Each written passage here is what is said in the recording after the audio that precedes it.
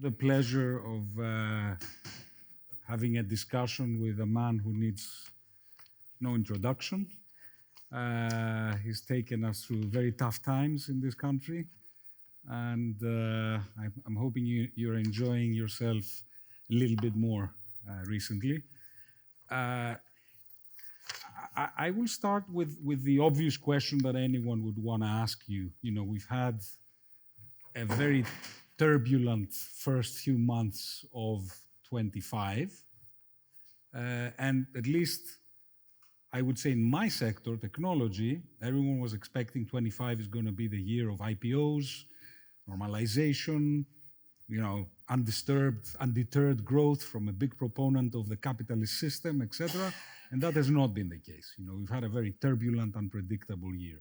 What is your reading of the situation so far? I partly agree.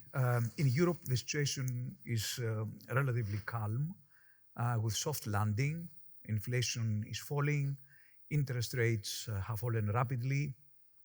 We have cut them by 8 times since last June in a year, to 2% now from 4%. Without any problem in either financial stability or growth. Okay, I'm not claiming that growth is a miracle, but still, I mean, many people had thought when we raised interest rates from minus 0.5% to 4% that Europe was going to enter into a huge recession, especially after the invasion of Russia into Ukraine and the energy crisis, since Europe is a large energy importer. Nothing of that sort happened. So we claim that we have achieved to have soft landing with much lower inflation. But of course, the unexpected came on the other side of the Atlantic. And in my view, a paradox happened.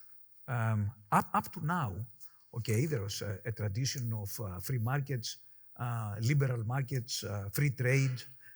Everybody recognized that free trade was the engine of growth for a century now, with tough lessons in the United States from previous tariff examples, the small Hotley Act and even before,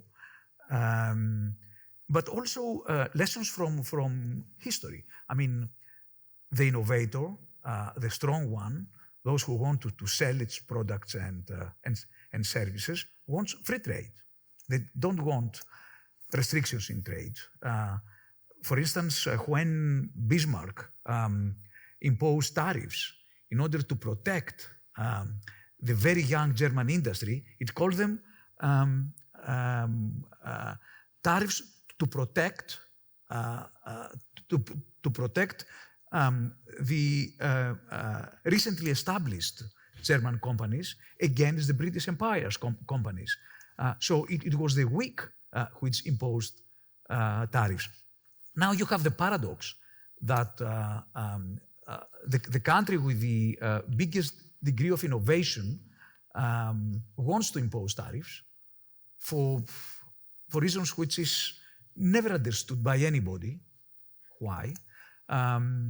It creates problem to the position of the dollar, as now there is a reversal of capital. We had capital flight from Europe to the United States for many years. Europe has a current account surplus, which means that we save much more than we invest. So part of the domestic savings in Europe flew to the United States and elsewhere. Now this has been reversed. Many analysts and investors worry about the status of the dollar as a reserve currency. Okay, this is not going to happen overnight. But unless the US administration changes course in 2 things, as far as tariffs are concerned, and as far as the fiscal situation is concerned, I think the US will face a serious problem, in my view. So this is the big picture. I mean, is this good for the euro? It is good for the euro, but nobody is pleased what is going on in the United States, taking into account the dominant role of US bonds, of US Treasury bonds in the world, and especially the role of the dollar. I mean, Giscard d'Estaing, when he was a finance minister, had called the situation after the Bretton Woods the exorbitant privilege of the United States, which is an exorbitant privilege because it's the only country that can finance its current account deficit with dollars. And everybody that receives dollars, okay, because of the current account deficit, it reinvests dollars into the United States. So it's part of the success story of the US. It's part, it's all this. So this is now under scrutiny. This is under question. Why? We don't understand the rationale behind this. Okay, it is good for the euro because if Europe is doing the right thing, especially if it tries to become more integrated, have a capital markets union, savings union, finalize at last the banking union, then definitely the euro will gain share as a reserve currency worldwide. So this is the big picture.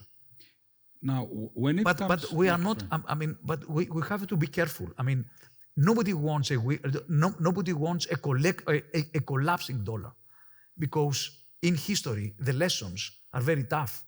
When a currency like sterling, for instance, disappeared, until the new one emerged, there were 2 world wars and instability.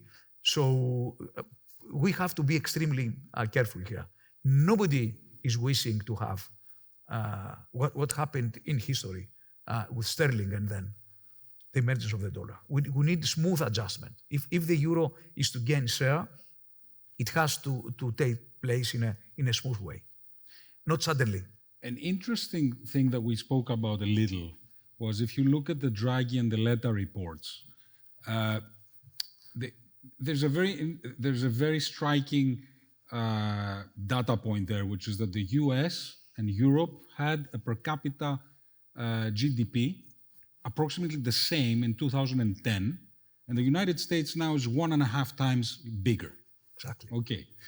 I won't go into how this is distributed, the massive, let's say, inequality in the US, but in absolute terms, they did something right and we did something very wrong, no question, as a continent. Now, one of the diagnoses in the report is that Europe underinvested in technology, underinvested essentially in what were the key tools for productivity increase. If technology is the key determinant of productivity increase these days, and you're underinvesting, it means you will be left behind. And I was curious, now is a time, maybe you could say there's an opportunity for a rethink or restart. In what sense? One, America is in some form of turbulence or existential angst of some form. And AI is coming into play that is resetting the scene in many ways. What are your thoughts about Europe in this context? Okay, let's start from the beginning. It is true that up to until the great financial crisis of 2000, the Lehman Brothers crisis, and then the European sovereign debt crisis, the US and Europe were going together, side by side. GDP growth the same, GDP per head, productivity growth the same. What happened after the crisis? Mostly, investment fell in Europe. 5% of GDP every year. There's an investment gap, which never recovered. And how do you explain this? Why?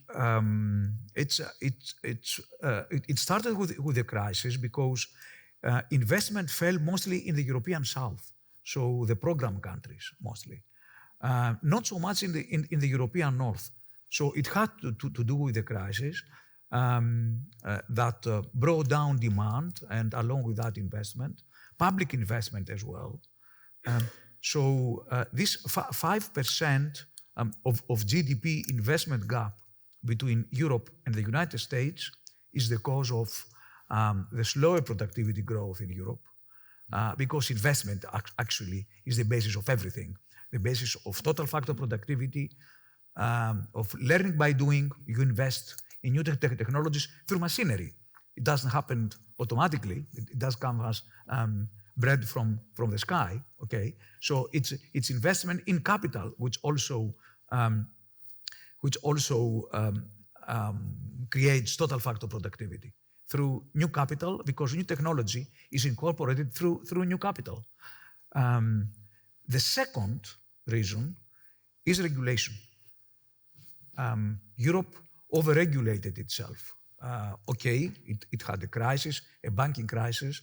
It had to impose regulation. So now, in my view, the main reason is underinvestment, especially in technology sectors, but both in traditional and in the technology sector. But the difference now, especially in the technology sectors and in intangibly goods and assets, is huge between the US. I have brought a lot of data here. I can it would be give it to interesting. you. It would be interesting to share some of this data. And I say this because we are at the point where Europe is trying to carve out a new strategy. Okay, so will you allow me to read some numbers then? I think they are very telling. So it's since the global financial crisis, business investment in the euro area has been subdued compared to the US. So between 2007 and 2024, non-residential investment grew by around 75% in the US and by only 20% in the euro area. Thus, for the past 2 decades, it has grown on average by 2.5 percentage points less per year in the euro area compared to the US. Now, post-pandemic, so Q4 2021 to Q4 2024, business investment grew by 15.4% in the US, so it was more than double. It was 6.8% only increase over the same period in the euro area. Now, across components, intangible investment, that is intellectual property products, IPP, has contributed most to this differential, with euro area growth in intangibles, excluding Irish IPP, which is a strange situation, being only half that in the United States. If you include Ireland, it changes, but Ireland is it produces unjustified changes in the European statistics. It's closer to the US, in fact. Okay. Yeah, it's closer to a national company rather than that. Yes. Yeah. Machinery and equipment investment declined in the euro area while remaining slightly positive in the US, post-pandemic. Now, there is a significant intangible investment differential related to innovation and research and development, R&D spending, between the two economies. So euro area R&D investment is focused on mature industries such as cars and equipment, while in the US it is increasingly concentrated in information and communication technology, which is called ICT-based activities, including data centers and artificial intelligence-related facilities. Thus, US firms' investments tend to focus more on innovation, so it's about 40% of firms versus 20% of firms in the US. So it's double the number of firms involved in innovation. R&D expenditure as a percent of GDP in 2023 was about 1.3 percentage points higher in the US compared to Europe over this period. So it was 3.5% in the US versus 2.2% in Europe. Now, investment in technology, R&D in Europe, is only 1/5 that in the United States. AI infrastructure investment in 2024 was globally about $150 billion, almost entirely driven by US and China. Investment in AI is around 50 times higher in the US compared to Europe. So in frontier technologies, which it's AI, semiconductors, quantum computers, advanced connectivity, and biotech. So the US benchmarks outperform the EU in scientific output, in patents, in startup funding, and value chain share. The financing constraints, these numbers you can find in Digital Europe, this journal. Now, the financing constraints faced by EU scale-ups stem from the shallow and fragmented nature of European capital markets, particularly the venture capital market. By the way, yesterday there was a very splendid article in the FT by Jan Mettler. Read it. It's exactly very, very topical for your conference.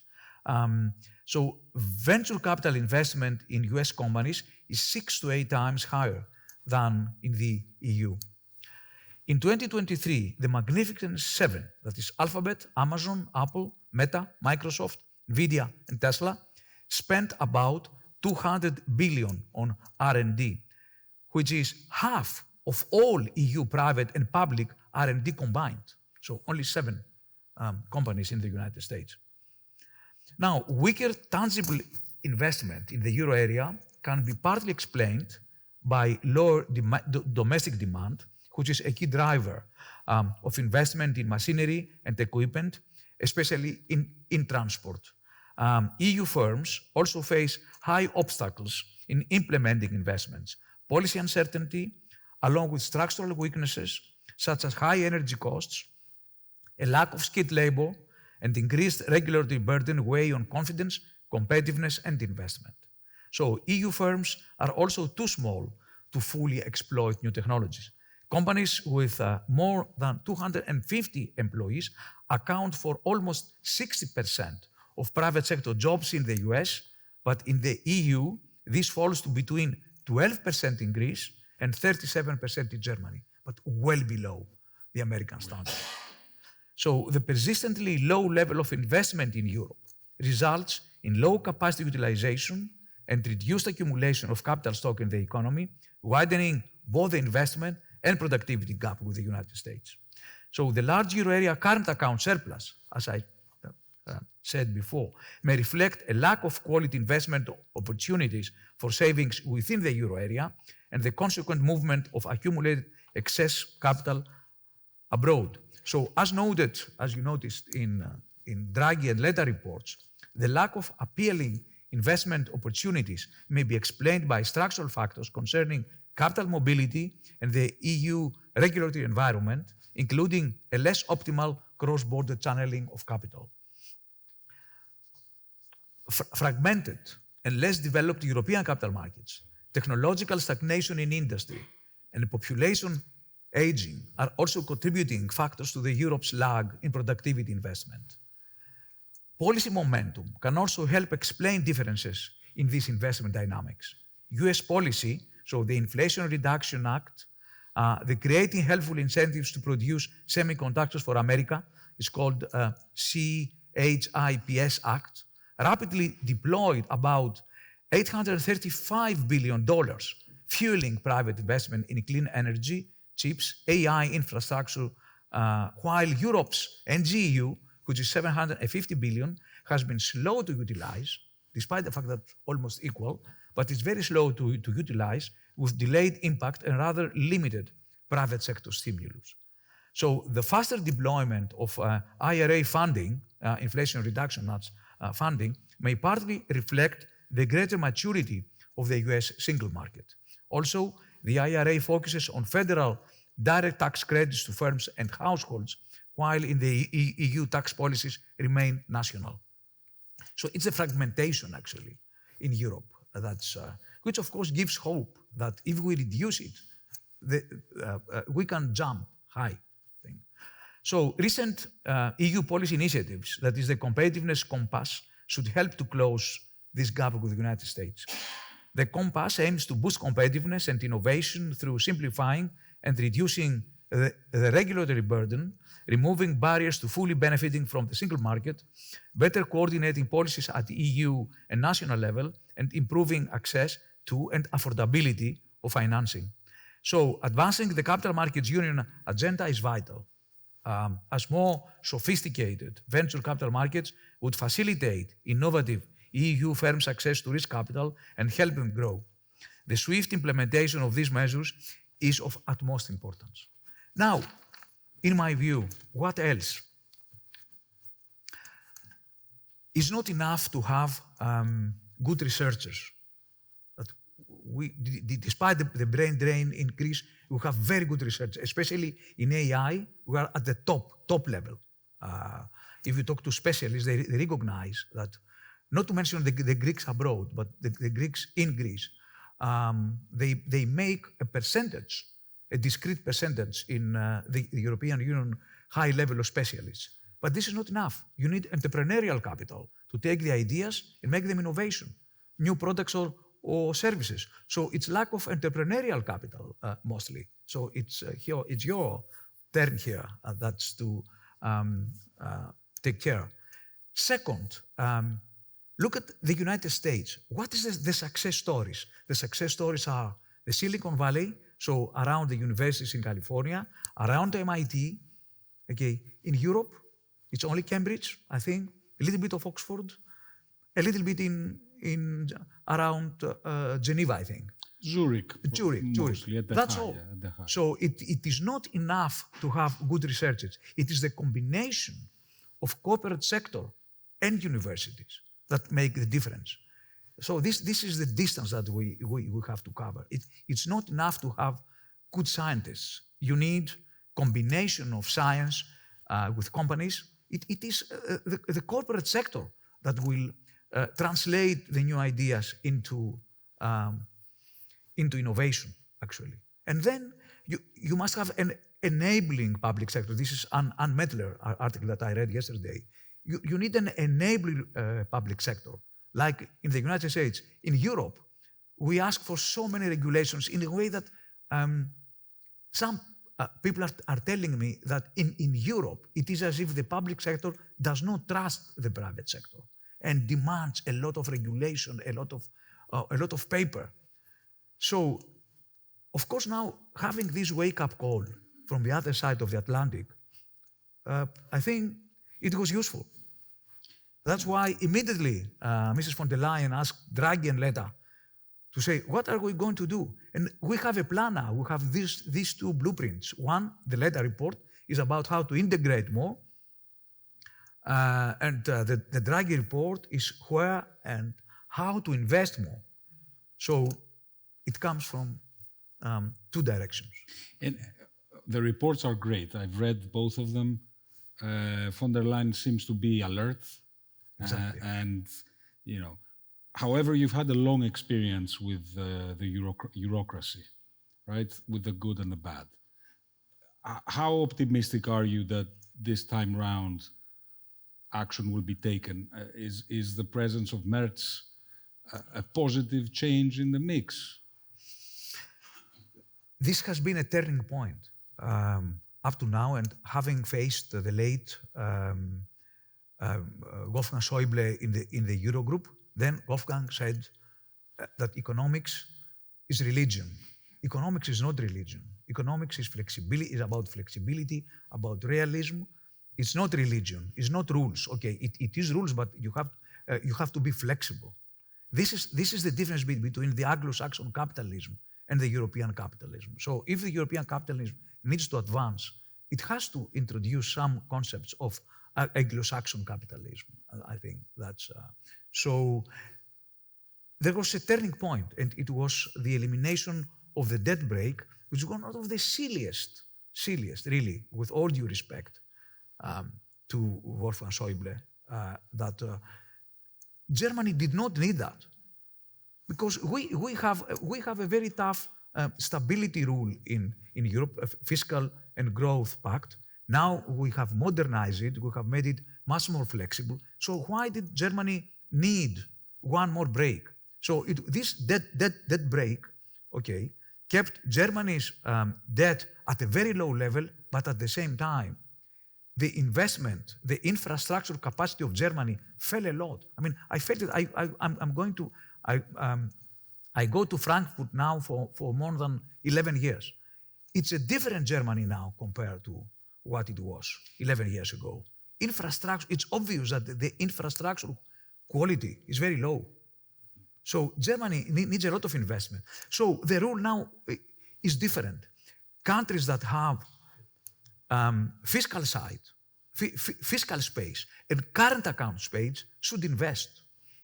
And at last, when, as a finance minister, I was trying to explain to our colleagues from the North, as Keynes did in the Bretton Woods, Keynes had said in the Bretton Woods that in a fixed exchange rate system, not all countries should deflate. Those with surpluses should also adjust. Because if the burden falls on those with deficits, those will fall into recession. And the overall result will be lose-lose, not win-win. Now it seems in Europe that this has been understood. This point has been understood.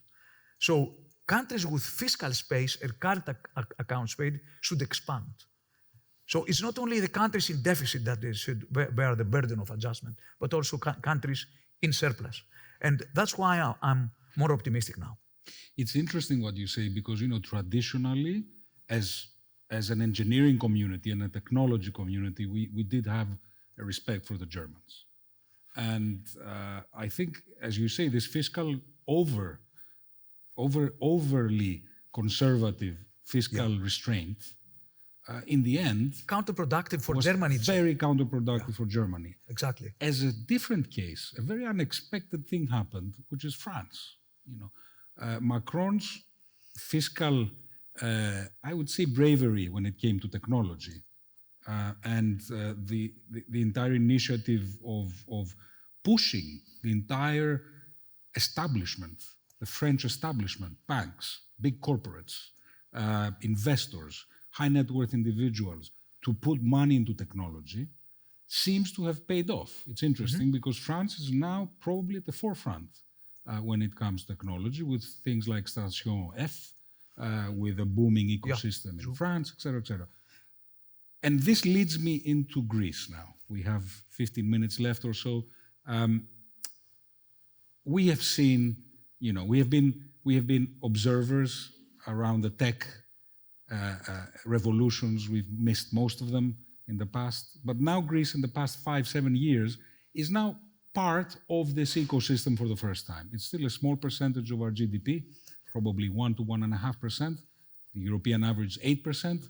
But it means that over the next 10 years, this can become an important sector for the Greek economy. What are your thoughts in terms of the path we could follow or should follow? What has worked for other countries, what hasn't worked? Okay, let's start from the macroeconomic situation and then go to the labor market and especially talent, which is a necessary infrastructure. Well, Greece is a success story. There's no question about that.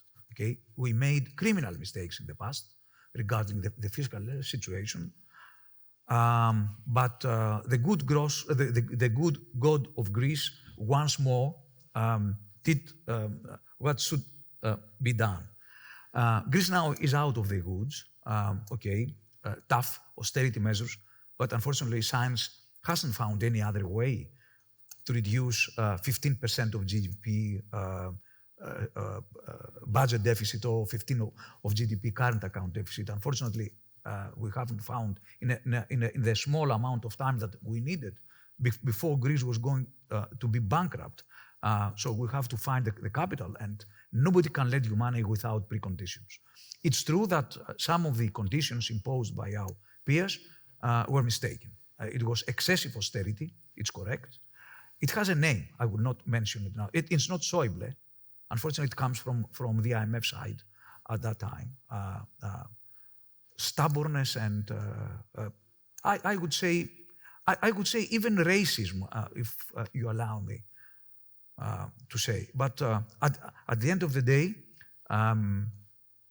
we did the right thing. We managed to bring down the deficit, despite the internal divisions that we usually have, the political divisions, which are not new. They haunt us since ancient times, unfortunately. But we have done the right thing. We have restructured the economy. Now we have an economy which fiscally is an example to follow, with primary surpluses, with overall surpluses, with the help of our peers.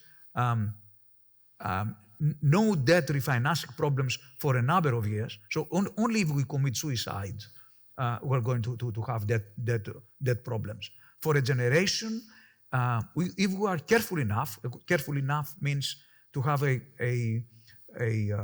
primary surplus of 2% of GDP every year, which is easy. I mean, we can, with all the tax reforms we have made, we can do it without austerity measures.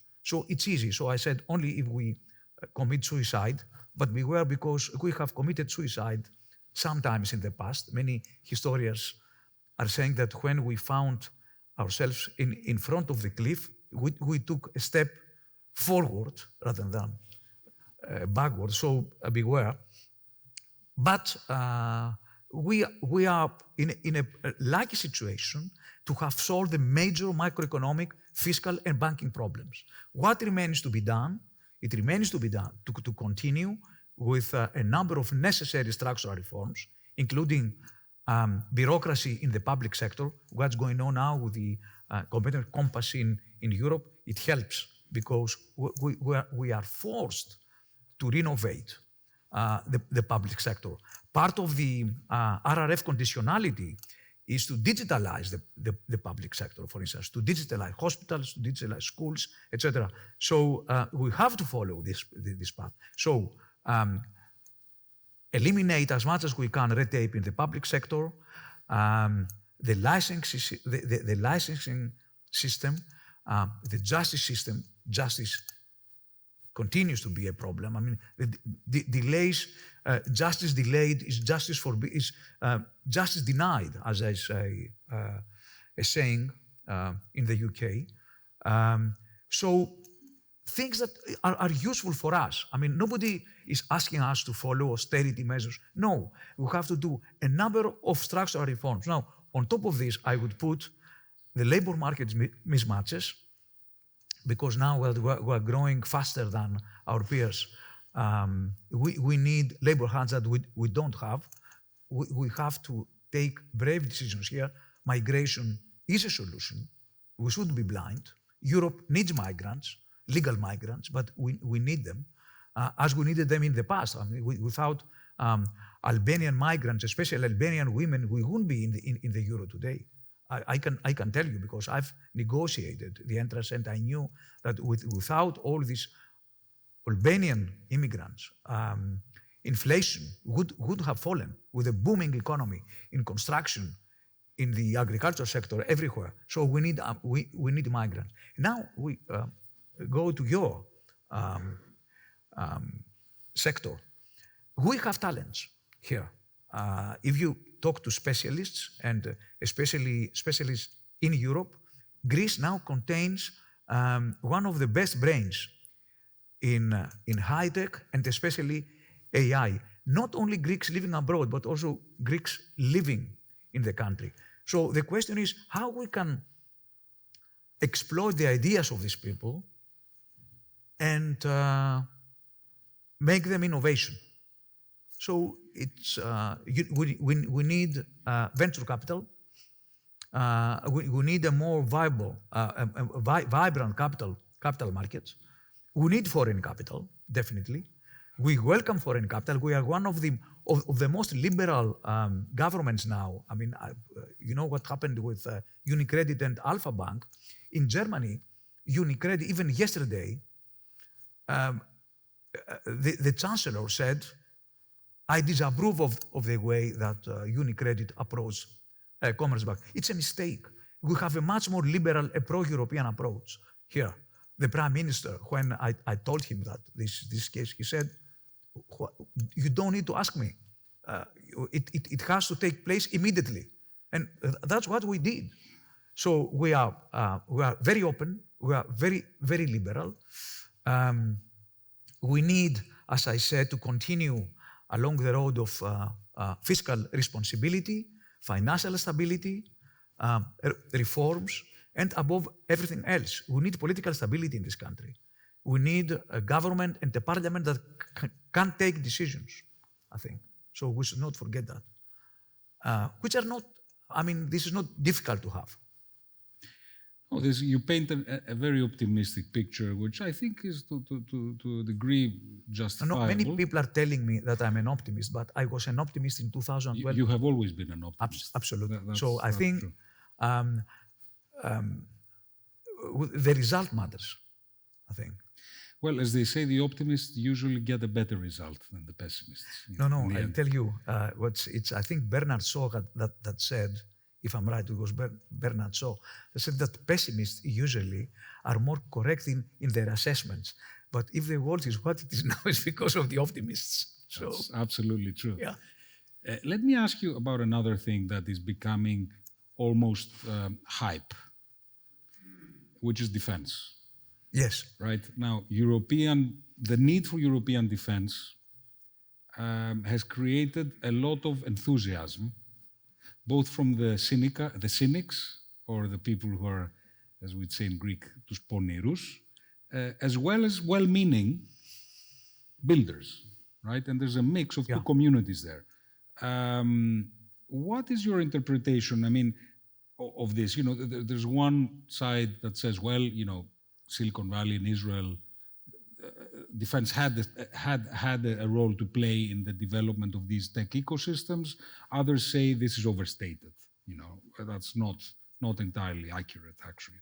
What's your thoughts around defense and how it can influence the European economy primarily? Okay, first of all, I prefer to have peace everywhere instead of building weapons. I hope that there's peace in Ukraine and in Gaza and all these geopolitical tensions are eradicated. I think this is the best thing to have. Of course, for that we need leadership, we need good negotiations and good understanding. But now there is a reality. The reality is that President Trump said to Europe, now you're on your own. So Europe has to react to that. So it needs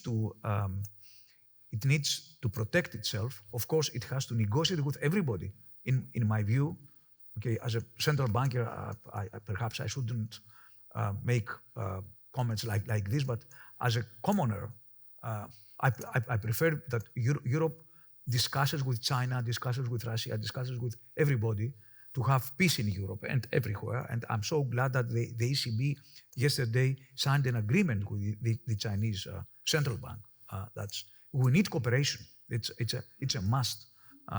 We need free trade, we need cooperation, and we need peace. If we don't have these conditions, of course, we have to protect ourselves and defend ourselves. And in this context, we have to increase our defense capabilities to cover the space that America is leaving, if it leaves it. I'm not sure that because President Trump sometimes he backslides on what he's saying, and hopefully he will backslides both on tariffs and regarding Europe. But if he doesn't, we need to defend ourselves. But we have to be careful here, because if we increase a lot our defense spending, given the fiscal constraints we all have, we might need to cut either the welfare state or to increase taxation. Both, in my view, both have a very negative sides, both of them. Unless you tell me that, okay, governments will suddenly decide to tax all the tax paradises of the world, which I doubt, because we should have done it up to now. I mean, it needs cooperation, and many countries are not willing to cooperate in taxing all this, which is a lot of capital. It's more than 12% of GDP in paradises now. It's a lot of money. But I don't see willingness to tax all this money, which is parked in tax paradises. So, how can we increase defense spending without harming the economy? First of all, we should cooperate. Defense cooperation in Europe is very weak. So we need defense cooperation, first of all. Second, if we are to increase defense spending, we should take care that countries with fiscal space, okay, have more room to move. And if we decided, like in the climatic change, that defense now becomes a public good, we need to pay it commonly. So as we did with the pandemic and with the NGU, the RRF, and we have created a fund of 735 billion euros, we should do the same with defense. So common defense budget, common defense spending. Otherwise, it will be very unequal. Absolutely. It makes a lot of sense. One final question. You have been one of few pillars of stability in this country over a pretty long period of time and a very turbulent one. And of course, we're all very thankful to you for that. No question about it. Oh, but I've done my job. I didn't. Well, most people don't do it as well as you did. My question is this. I'm sure that in your heart, you have done a lot of these things with some dream that in 10 years from now, 5 years from now, 15 years from now, Greece will look in a certain way and be a certain way beyond the pure economic data points. But, be strong in certain industries, have a certain role in Europe, even have a certain role in the world. What does this look like in your mind? Well, in 2012, I couldn't imagine, although even there, at that time, I was an optimist that Greece would be in this position now. So things turn out to be rather good and optimistic. But for that, we worked hard, many sacrifices.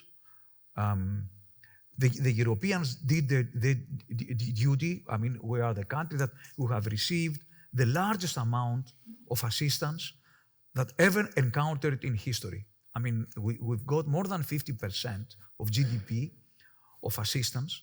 150% of GDP. Wrong. About 300 billion euros of refinancing of our debt, fresh money, with very good terms, 20 years maturity, 1.22% refinancing rate. I mean, it's amazing. No other country in history. Okay, so yes, we have taken austerity measures, but the Europeans, they have done their duty in a very generous way. We have to accept that. Now, this should have been a lesson that, so my dream is that we have learned this lesson. Never again we should come in a situation where there is fiscal irresponsibility or competitiveness mistakes like increasing pensions or appointing public sector employees as if there's no tomorrow. So I hope that never again in the future we'll do that. And I hope that we continue bringing down our public debt so that our children and grandchildren will have a better life to live, I think. We have all the talent here. We are educated people. Έχουμε φιλότιμο. We need more foresight, I think, which means more planning ahead. I think that's my view. I'm very grateful, and we are very grateful for your time. I know it's precious. Let's all thank Yannis Stournaras.